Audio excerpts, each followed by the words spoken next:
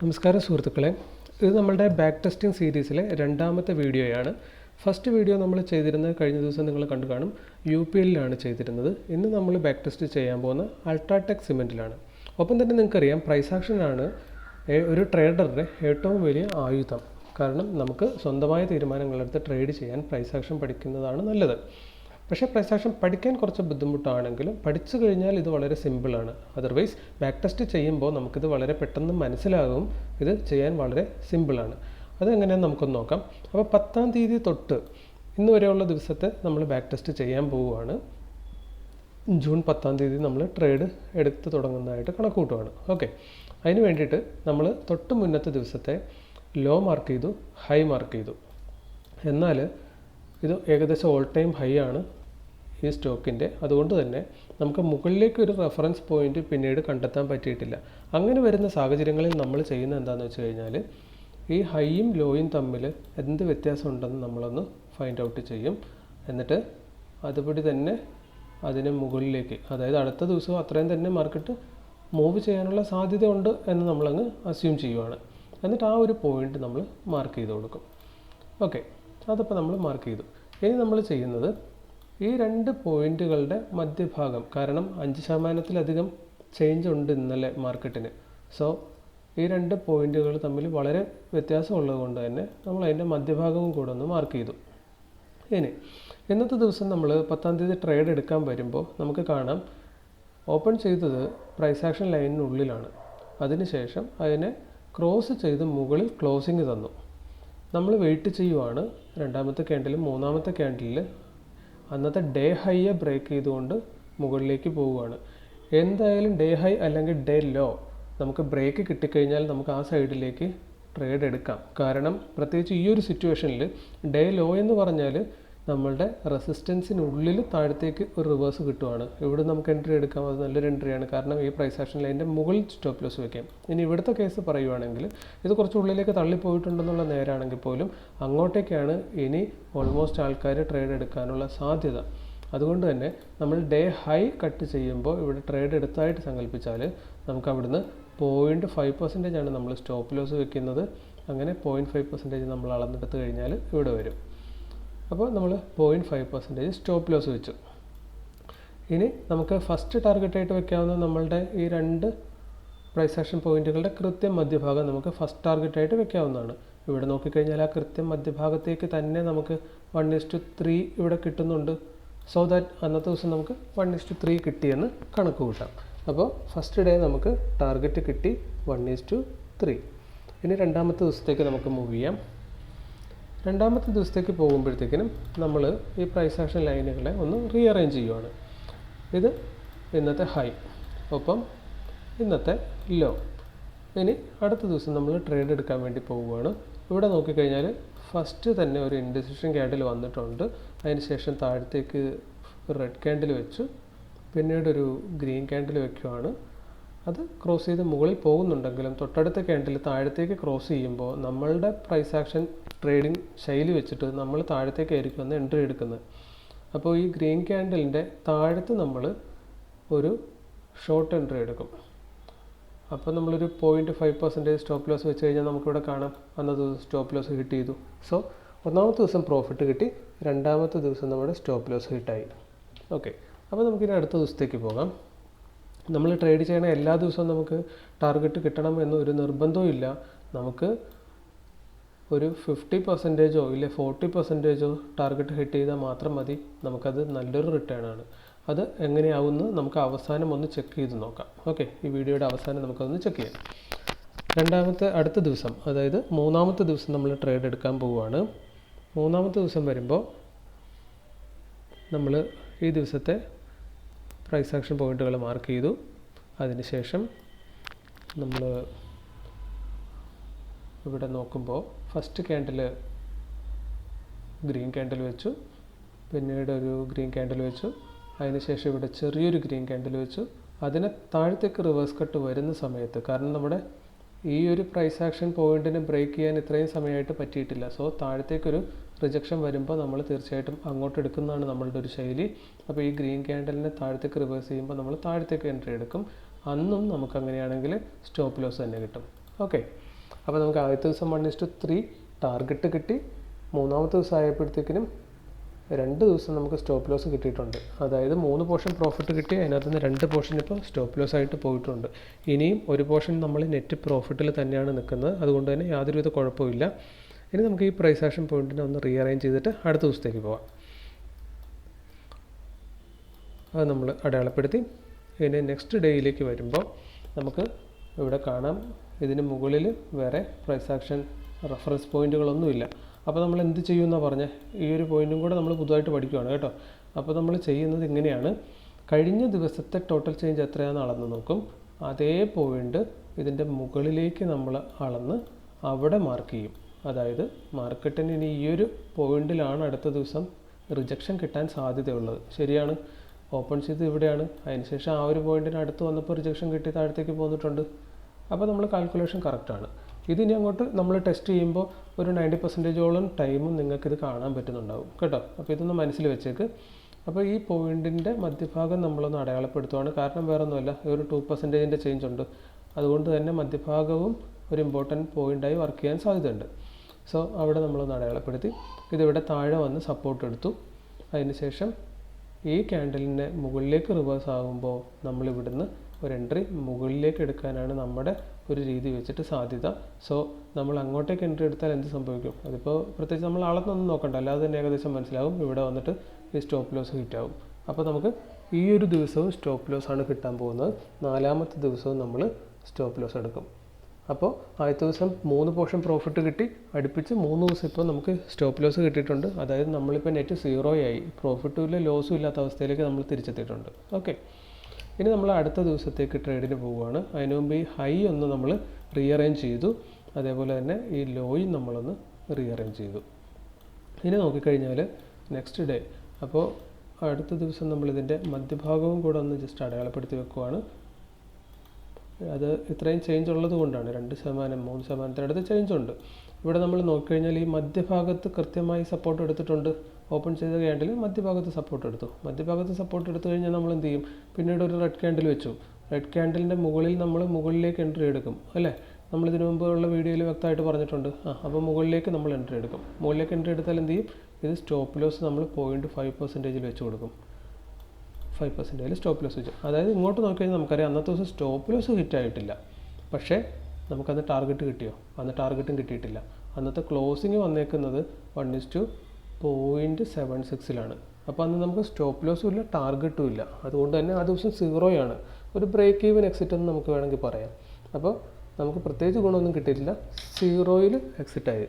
അതായത് നമ്മളിപ്പോഴും നെറ്റ് നിൽക്കുന്നത് എവിടെയാണ്, 3 പോർഷൻ പ്രോഫിറ്റ് ആയ ദിവസം കിട്ടി, ബാക്കി അടുപ്പിച്ച് 3 ദിവസം ലോസ് കിട്ടി. അപ്പോൾ നമ്മൾ നെറ്റ് നിൽക്കുന്നത് 0 പ്രോഫിറ്റ് 0 ലോസ്. അപ്പോൾ നമ്മുടെ കയ്യിൽ നിന്നൊന്നും നഷ്ടപ്പെട്ടിട്ടില്ല. പ്രൈസ് ആക്ഷൻ പോയിന്റ് നമ്മൾ ഈ ദിവസത്തെ ഒന്ന് റീഅറേഞ്ച് ചെയ്യുവാണ്. അപ്പോൾ കഴിഞ്ഞ ദിവസത്തെ ലോയും ഈ ദിവസത്തെ ലോയും തമ്മിൽ 1% എബോവ് ചേഞ്ച് ഉള്ളത് കൊണ്ട് തന്നെ നമ്മൾ പുതിയൊരു ലൈൻ ഇവിടെ മാർക്ക് ചെയ്ത് കൊടുക്കുകയാണ്. ഓക്കെ, അപ്പോൾ നമ്മൾ പുതിയ ലൈൻ മാർക്ക് ചെയ്തു. പിറ്റേ ദിവസം നമുക്ക് നോക്കാം, നമ്മുടെ പ്രൈസ് ആക്ഷൻ വെച്ച് നല്ലൊരു എൻട്രി നമുക്ക് തുടക്കത്തിൽ തന്നെ കിട്ടും.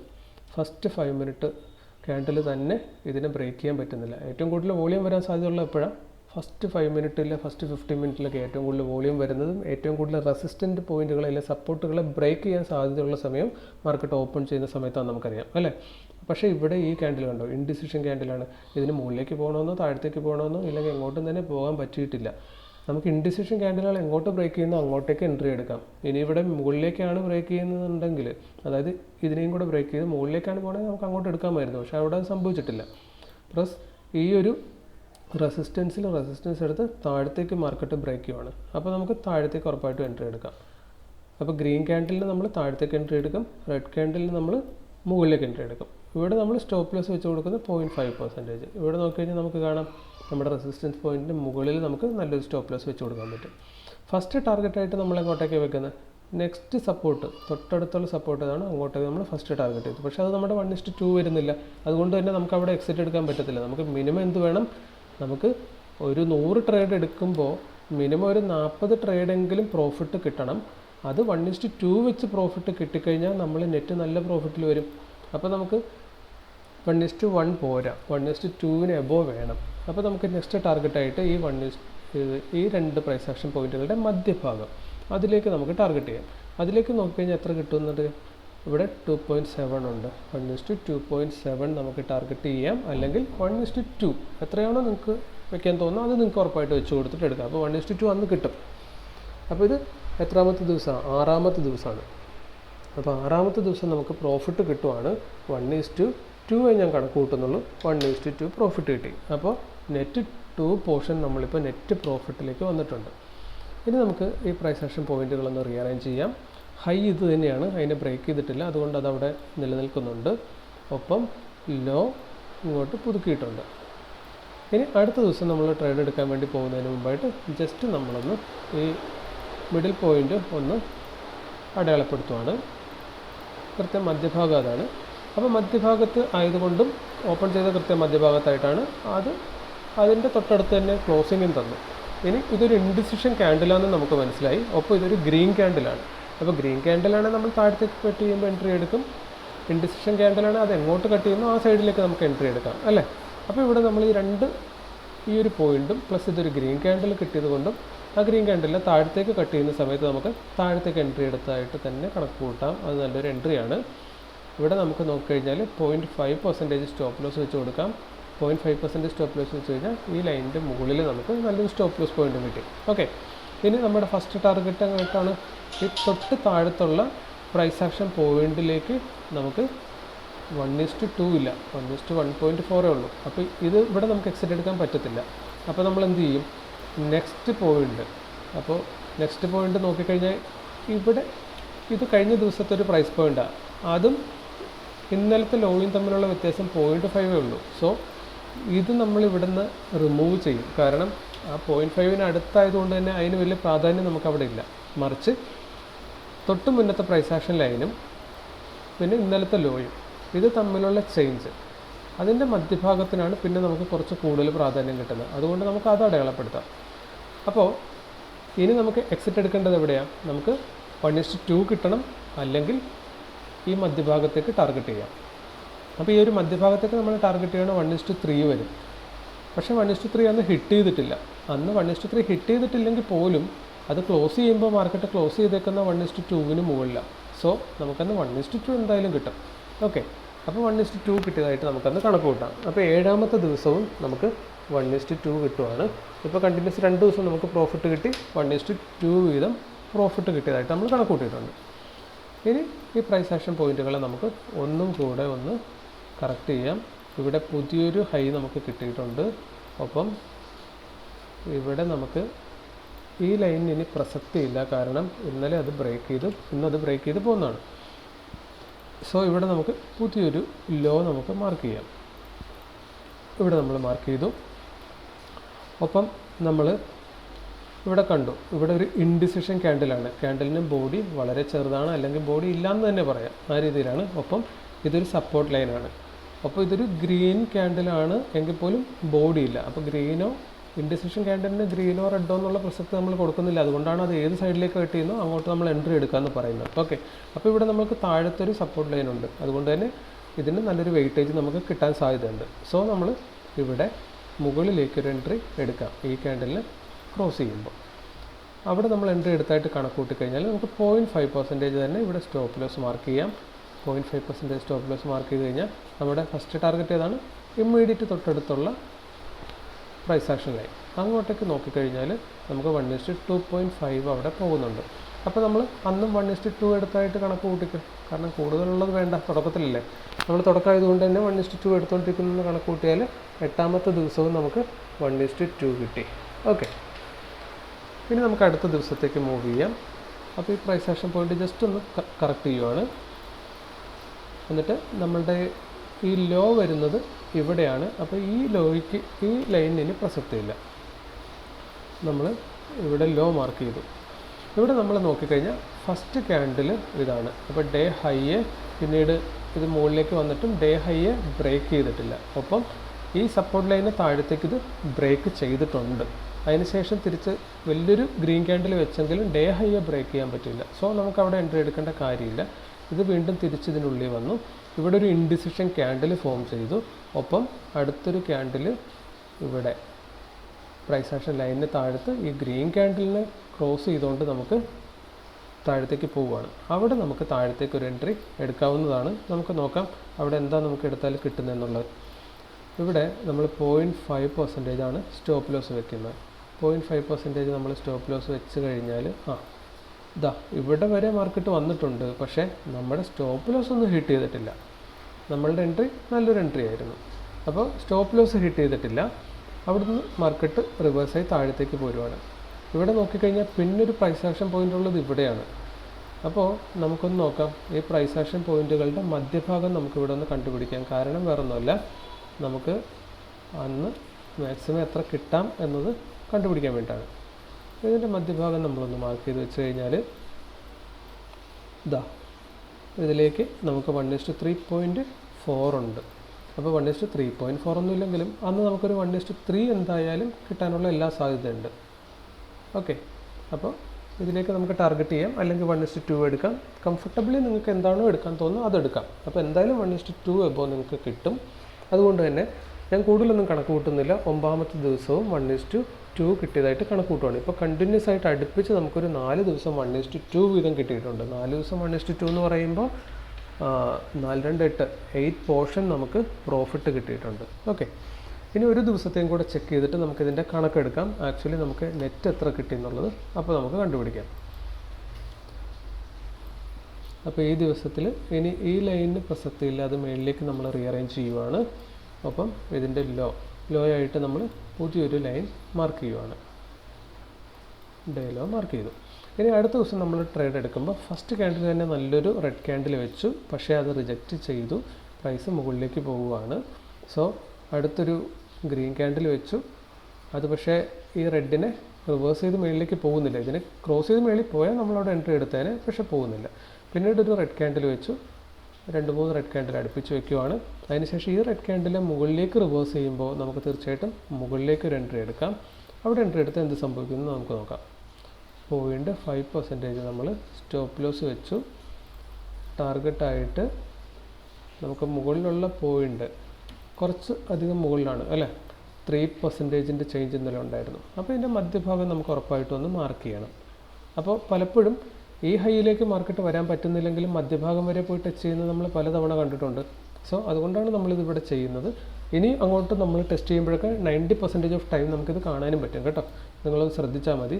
അപ്പോൾ നമ്മൾ ഇങ്ങോട്ടേക്ക് ടാർഗറ്റ് ചെയ്താൽ നമുക്ക് എത്ര കിട്ടും? 1:2 അവിടെ കിട്ടുന്നുണ്ട്. അപ്പോൾ 1:2 ഈ ദിവസത്തെ ട്രേഡിലും നമുക്ക് കിട്ടും. അപ്പോൾ 10ാം ദിവസവും നമുക്ക് 1:2 കിട്ടിയിട്ടുണ്ട്. 1:2. ഇപ്പോൾ നിങ്ങൾക്കൊരു കാര്യം മനസ്സിലായി, നമ്മൾ 10 ദിവസം ബാക്ക് ടെസ്റ്റ് ചെയ്തു. അപ്പോൾ പ്രൈസ് ആക്ഷൻ വളരെ സിമ്പിളാണെന്ന് ഇപ്പോൾ നിങ്ങൾക്ക് തോന്നുന്നുണ്ടാവും അല്ലേ. ഇനി നമുക്ക് മൊത്തം കണക്കൊന്ന് ചെക്ക് ചെയ്യാം. ആദ്യത്തെ ദിവസം നമുക്ക് എത്രയാണ് കിട്ടിയത്? 1:3 ആണ് കിട്ടിയത്. രണ്ടാമത്തെ ദിവസം നമുക്ക് സ്റ്റോപ്പ് ലോസ് അടിച്ചു. 3ാമത്തെ ദിവസം നമുക്ക് സ്റ്റോപ്പ് ലോസ് അടിച്ചു. 4ാമത്തെ ദിവസം നമുക്ക് സ്റ്റോപ്പ് ലോസ് അടിച്ചു. 5ാമത്തെ ദിവസം ടാർഗറ്റ് ഹിറ്റ് ചെയ്തില്ല, സ്റ്റോപ്പ് ലോസ് ഹിറ്റ് ചെയ്തില്ല. അപ്പോൾ നമ്മൾ എന്ത് ചെയ്യും? അപ്പോൾ നമ്മൾ ഒരു 3 മണി ഇല്ലെങ്കിൽ 3:15, 3:10 ആകുമ്പോൾ നമ്മൾ ആ ട്രേഡ് എക്സിറ്റ് ചെയ്തോണം. 3:30 നമ്മൾ ആ ട്രേഡ് വെച്ചുകൊണ്ടിരുന്ന് കഴിഞ്ഞാൽ നമ്മുടെ ബ്രോക്കർ തന്നെ ആ ട്രേഡ് എക്സിറ്റ് എടുക്കും.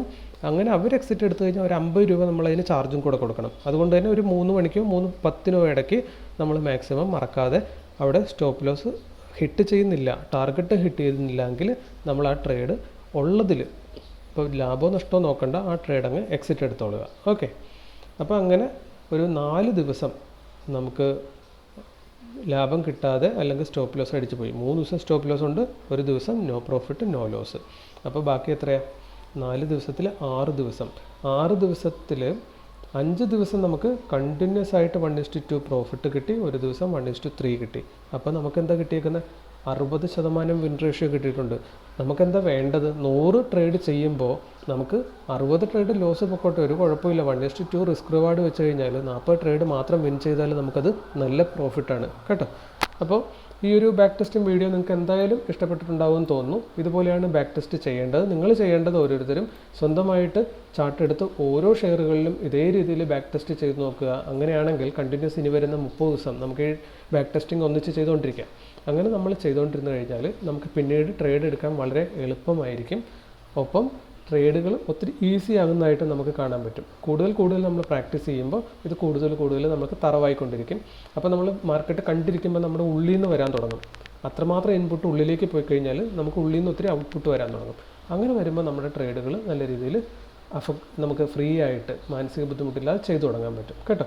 അപ്പോൾ എന്തായാലും നല്ല രീതിയിൽ കണ്ടു പഠിക്കുക, എല്ലാവർക്കും വിജയിക്കാൻ പറ്റട്ടെ. അപ്പോൾ ഇന്നത്തെ ഈ വീഡിയോ ഇവിടെ വെച്ച് അവസാനിപ്പിക്കുകയാണ്. നാളെ വേറൊരു ബാക്ക് ടെസ്റ്റുമായിട്ട് നമുക്ക് നാളെ നോക്കാം. Okay, thank you.